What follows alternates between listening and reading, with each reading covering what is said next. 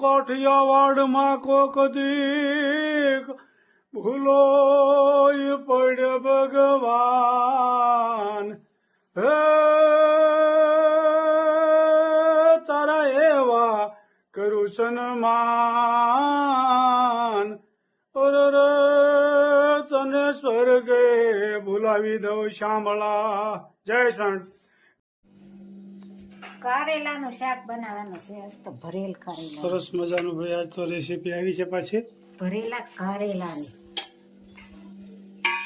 ચણાનો લોટ, હળદર, ધાણા જીરું. આખું શાક હોય ને એમાં ધાણા જીરું નાખ્યું ને વધારે એ સારું લાગે. બરોબર. ચટણી, ભરેલા કારેલા ને ભરેલું ભીંડાનું, રીંગણાનું, એમાં થોડું ધાણા જીરું વધારે હોય તો સારી લાગે. કારેલા ખૂબ સરસ મજાના શરીરને ફાયદો કરતા હોય છે. ડાયાબિટીસમાં ખૂબ ફાયદો કરતા હોય છે કારેલા મેથી એ તો ડાયાબિટીસ વાળાની દવા ગણી શકાય હોતે. ગોળ અને નિમક. કારેલાને આપણે થોડીક વાર સવારમાં 1 કલાક ભરી મૂકી દેવાના, મીઠું ભરી. બરોબર. પછી 2-3 પાણીએ ધોઈ નાખવી એટલે કડવાશ વહી જાય, ઓછું કડવું થાય. બરોબર. અને આ તેલ ઉમેરવાનું થોડુંક. ઘણા કહેતા હોય કે અમને કારેલાનું શાક કડવું બહુ લાગે, પણ જો આવી રીતે કરો તો બિલકુલ કડવું ન લાગે અને એકદમ સ્વાદિષ્ટ લાગે.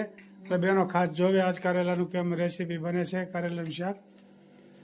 તો બેનો બનાવતા જ હોય પણ બનાવવાની થેરી બધાની નોખી હોય છે. અલગ અલગ હોય ને. કડવું હસોડું ન લાગે કઈ રીતે બને એ આજ તમે જોઈ શકો છો બેનો. અને બેનો ખૂબ સરસ મજાની કોમેન્ટો કરી રહ્યા છે. બધી બહેનોનો ખૂબ ખૂબ આભાર. મસ્ત મજાનો મસાલો તૈયાર થઈ ગયો છે.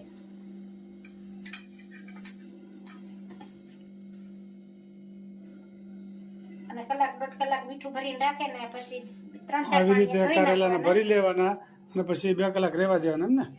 પેલા ભરી રાખવાના સુધારી. બરોબર. આમાં થોડું મીઠું વેર દેવાનું. બરોબર. એટલે કડવાશ વહી જાય.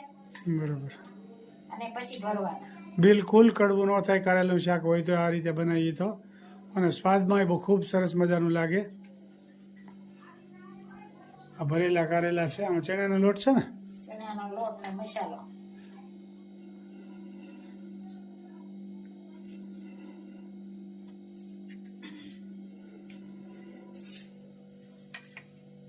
મોટા હોય ને એટલે પછી થોડું કટિંગ કરી નાખવાનું.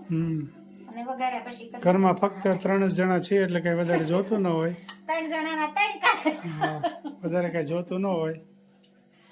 3 જણાના 3 કારેલા અને મસાલો થાય. એક તો પૂરા થઈ જાય. મસ્ત મજાનું કટિંગ.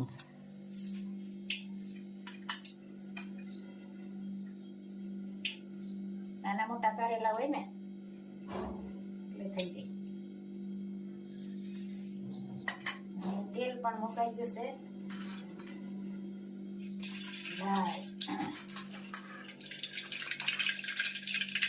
જીરું, મેથીનો પાવડર અને ભરેલા કારેલા. ખૂબ સરસ મજાનું કારેલાનું શાક તૈયાર થઈ ગયું. આપ જોઈ શકો છો તૈયાર થઈ રહ્યું છે. જે બન્યું નથી ગયું થોડી જ વારમાં હવે. અને થોડીક વાર તેલમાં આમને તળવા દેવાના એટલે ચણાનો લોટ હોય ને એ શેકાઈ જાય એટલે સરસ લાગે. બરાબર. કાચો ન લાગે. તેલમાં થોડીક વાર ચડે પછી પાણી નાખવાનું. રસો કરવો હોય એ પ્રમાણે પાણી નાખવાનું. પછી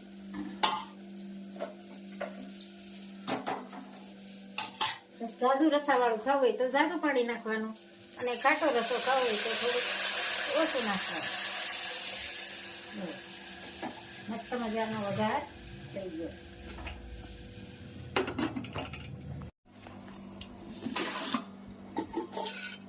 સરસ મજાનું શાક મસાલેદાર ભરેલા કારેલાનું અને જમવા પણ બે ગયા.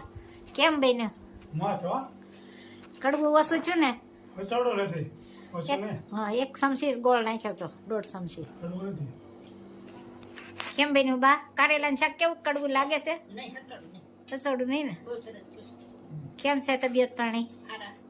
જય સ્વામિનારાયણ. જય સ્વામિનારાયણ.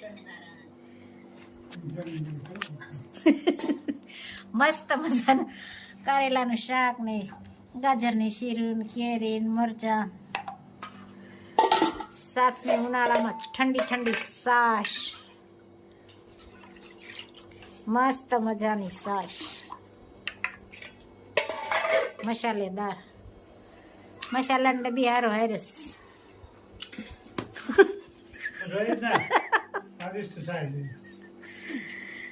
ભરપૂર. આખો મારી વિસુ મારા શ્યામજીને નિરખું, એને જોઈને મારા હૈયામાં રખું. શ્યામ સુંદર વરની મૂર્તિ રૂપાળી, આંજલિયા ખોઈ છે અણિયાળી. કાળા ભમર માથે વાકડિયા કેસરે, ગાલે છે ત્રબકીને બાલે છે તિલક. મોર પીસાના માથે મુંગઠ શોભે, કાને કુંડળ રૂડી બંસરી હાથે.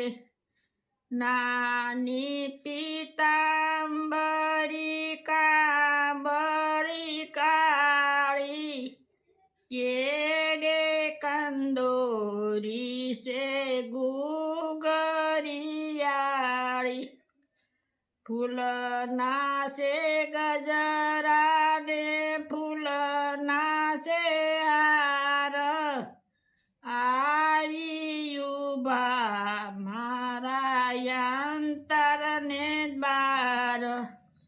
એવા શ્રી કૃષ્ણના શરણ છે મારે, ગોવિંદ બલિહારી જાઓ વારંવાર.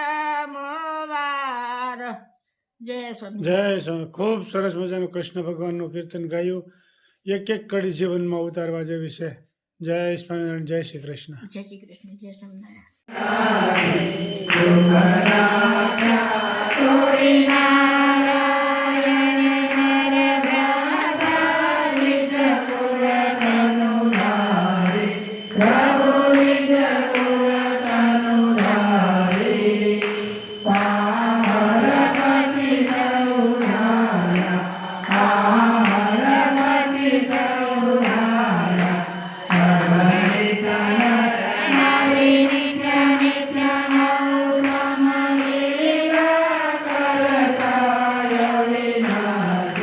Prabhu Kartaya Vinasi